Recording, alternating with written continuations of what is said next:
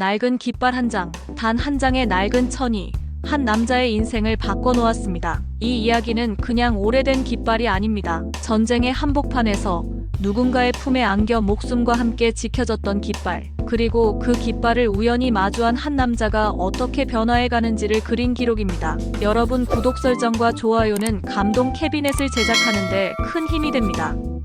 지금 구독 설정과 좋아요 누르시고 시청해 보실게요. 감사합니다.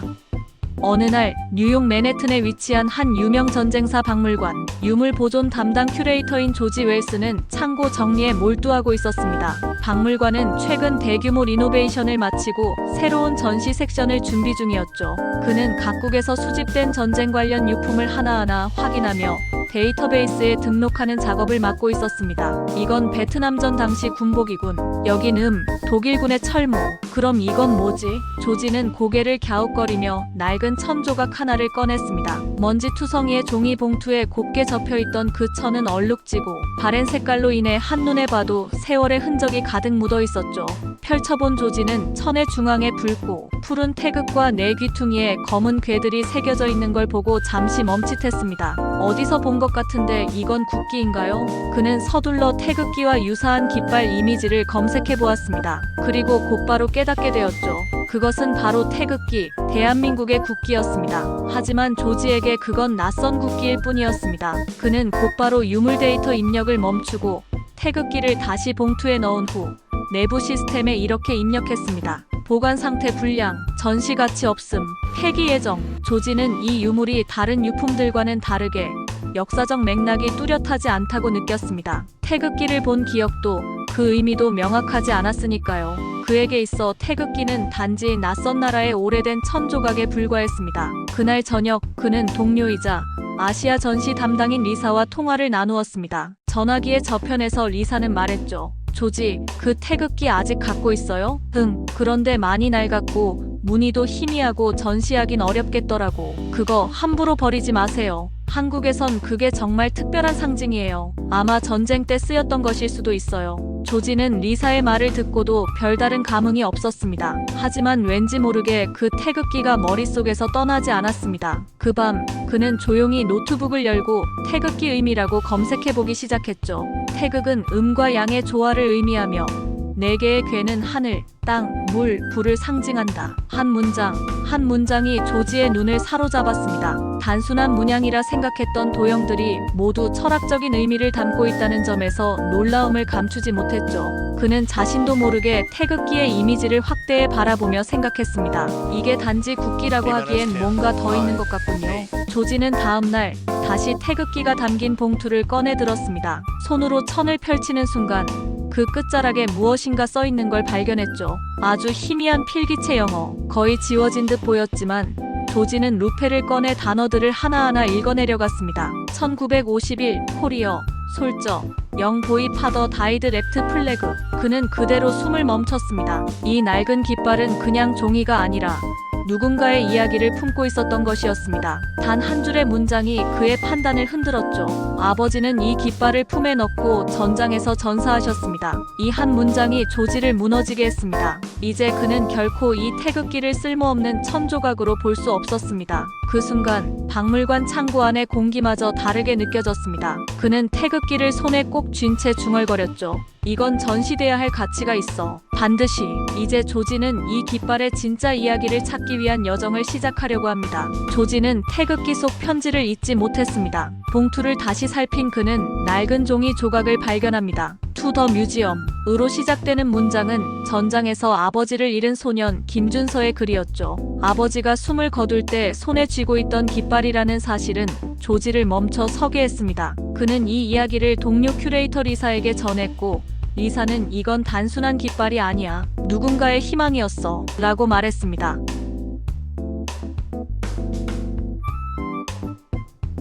이후 조지는 전쟁 기록을 뒤졌고 어나이덴터파이드 코리언 보이라는 설명이 달린 사진 속 태극기를 든 소년이 눈에 들어왔습니다. 그는 리사에게 사진을 보여주며 말합니다. 이 아이가 김준서일지도 몰라요. 결국 한국문화원을 통해 김준서라는 15세 소년 통역병의 기록을 확인하게 되죠. 그날 밤 조지는 깃발을 펼치며 중얼거렸습니다. 준서, 당신의 이야기를 세상에 전하고 싶습니다. 조지의 호기심은 점차 하나의 약속, 사명으로 바뀌어갑니다. 조지는 태극기의 문양에 담긴 의미를 알아가며 놀라움을 느낍니다. 단순한 도형이라 생각했던 태극과 궤에는 음양과 자연의 철학이 담겨 있었죠.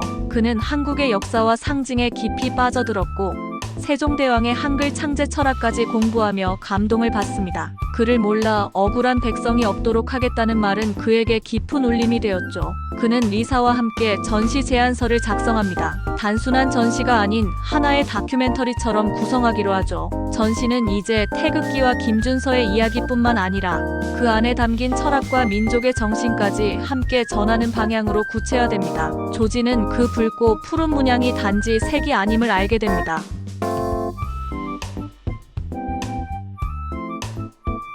그것은 생명의 흐름이며 세계를 바라보는 눈이고 치열하게 살아간 이들의 마음이었음을요. 단지 태극기를 걸어두는 것이 아니라 그 깃발을 품은 소년의 이야기, 그 깃발을 만든 철학, 그리고 지금까지 지켜온 민족의 이야기를 함께 녹여내는 전시. 이제 조지는 안다. 붉고 푸른 그 도형은 단순한 색이 아니다. 그것은 생명의 흐름이고 세계를 바라보는 눈이며 누구보다도 치열하게 살았던 이들의 마음이라는 걸. 전시 제안서를 제출한 조지는 박물관 정기회의에서 태극기 전시를 발표합니다. 그는 김준서의 이야기와 깃발에 담긴 의미를 설명하며 감동적인 프레젠테이션을 진행했지만 동료들은 태극기가 미국 관람객에게 친숙하지 않다는 점을 우려했죠.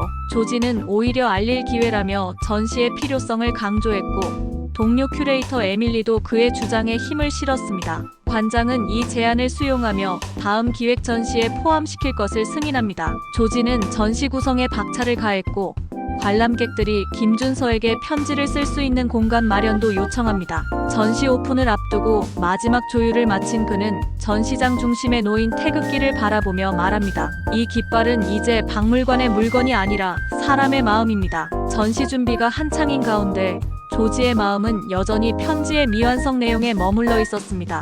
복원팀의 도움으로 편지에 남은 조각이 복원되었고 조지는 마침내 그 문장을 마주합니다. 이 깃발은 아버지의 마지막 숨이 담긴 물건입니다. 조지는 이 문장을 전시의 중심 문구로 삼고 태극기 아래 나무 패널에 새깁니다. 오픈 전날 밤 조지는 전시장에 홀로 남아 깃발 앞에 서며 복원된 편지의 진심을 되새깁니다. 그 깃발은 누군가의 마지막, 그리고 지켜낸 철학이었기에 조지는 노트북을 꺼내 전시 해설 문구를 다시 다듬습니다. 그리고 태극기 아래 조용히 한 장의 쪽지를 남깁니다. 나는 당신의 이야기를 들었습니다. 그리고 이제는 많은 사람들이 그것을 들을 것입니다. 약속합니다. 전시 개막일 박물관 앞에는 이른 아침부터 관람객들이 줄을 섰습니다. 조지는 전시장의 최종 점검을 마친 후 문을 열었고 사람들은 조용히 태극기 앞에 섰습니다. 그중 한 노인은 눈물을 흘리며 이 깃발이 우리 아버지 유품과 같아요라 말했습니다. 조지는 그에게 이 전시는 당신의 아버지를 위한 것이기도 합니다라고 답했습니다. 방명록엔 김준서의 이야기는 제 이야기입니다. 전시관 연락 바랍니다. 이재우란 글이 적혀 있었고 조지는 그를 찾아냈습니다. 이재우는 김준서의 친구였으며 지키고 싶은 게 있다면 말이 아니라 품에 넣으라는 말을 전해주었죠.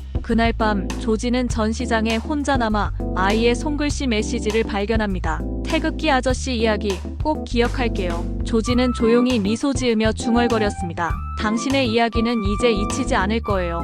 이재우 씨와의 만남 이후 전시는 예상보다 더 많은 관심을 받기 시작했습니다. 현지 언론은 물론 여러 문화 잡지와 블로그에서 깃발에 담긴 기억이라는 제목으로 기사화되었고 일부 한국계 매체에서는 조지와 김준서, 이재우의 이야기를 특집으로 다루기도 했습니다. 조지는 점점 방문객이 늘어나는 전시장을 바라보며 한 가지를 고민하기 시작했습니다. 단순히 전시에서 끝낼 것이 아니라 이 이야기를 더 많은 이들에게 알릴 수는 없을까? 그는 관장에게 다큐멘터리 제작을 제안했습니다. 지금 이 전시는 너무 강한 울림을 주고 있어요. 이 이야기는 전시장에 온 사람들뿐 아니라 전 세계 사람들과도 나눠야 한다고 생각합니다. 관장은 조용히 고개를 끄덕였습니다. 그래요. 박물관의 역할은 단순히 전시하는 게 아니라 기억을 확산시키는 거죠.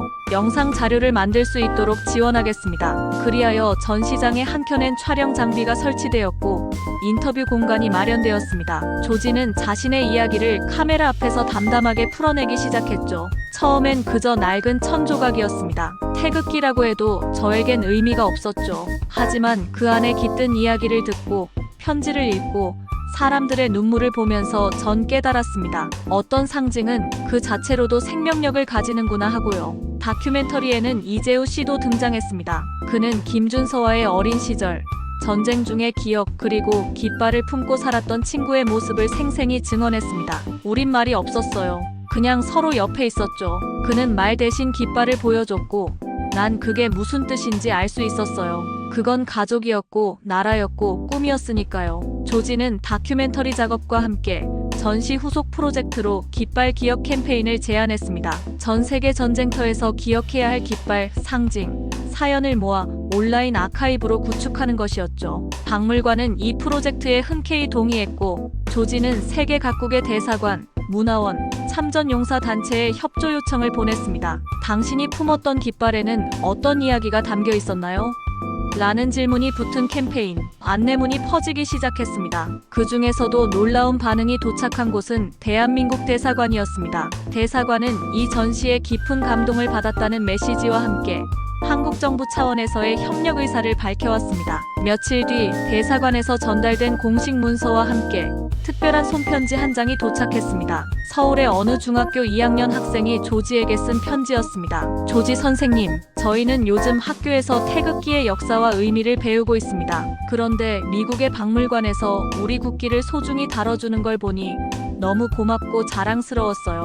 선생님의 마음을 저도 담고 싶어요. 조지는 그 편지를 조심스럽게 전시대 옆에 세워두었습니다. 그리고 중얼거렸습니다. 이 깃발은 이제 정말 살아있구나. 그는 한 발자국 물러서서 태극기를 바라보았습니다. 예전과 똑같이 바랜색, 낡은 천이었지만 이제 그것은 누구의 가슴 속에서도 다시 펄럭이고 있었죠. 전시 종료를 한 달 앞둔 어느 날, 조지는 전시 종결 후의 계획을 발표했습니다. 태극기를 다시 수장고에 보관하는 대신 순회 전시를 통해 미국 내 주요 도시, 박물관과 학교를 돌며 이 이야기를 전하겠다는 것이었습니다. 관람객들은 이에 깊이 공감했습니다.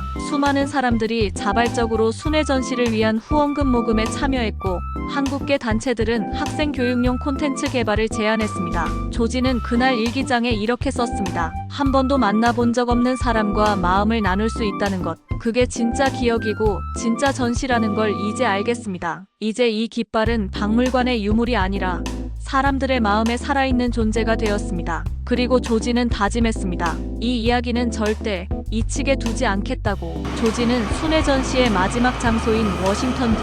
국립역사박물관에 도착합니다. 이번 전시는 단순한 전시가 아니라 전쟁, 상징, 기억의 연결을 담은 프로젝트였죠. 그는 개막식에서 이 깃발은 사람을 바꾸는 힘을 가진 물건이었습니다라고 말하며 여정을 회고합니다. 한국 중학생의 편지를 낭독하며 태극기가 오히려 자신의 삶을 바꾸었다고 고백하죠. 전시 마지막 코너엔 조지가 직접 쓴 문장이 새겨집니다. 글자를 만든 나라는 많지만 그것을 모두의 것으로 지켜낸 나라는 단 하나였습니다. 전시 종료 후 조지는 박물관 한켠에 연구실을 열고 태극기 복제본을 책상 위에 펼쳐둔 채 매일 새로운 이야기를 기록합니다. 이건 나를 사람으로 만든 물건이거든요.